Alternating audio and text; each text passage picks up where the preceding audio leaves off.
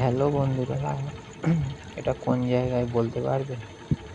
আমি রাস্তা দিয়ে যাচ্ছিলাম, এত সুন্দর করে লাইটটা সাজিয়েছে, ভাবলাম একটু ভিডিও করি, করে আপনাদের কাছে শেয়ার করি। এটা কোন জায়গায় প্লিজ বলতে পারবেন?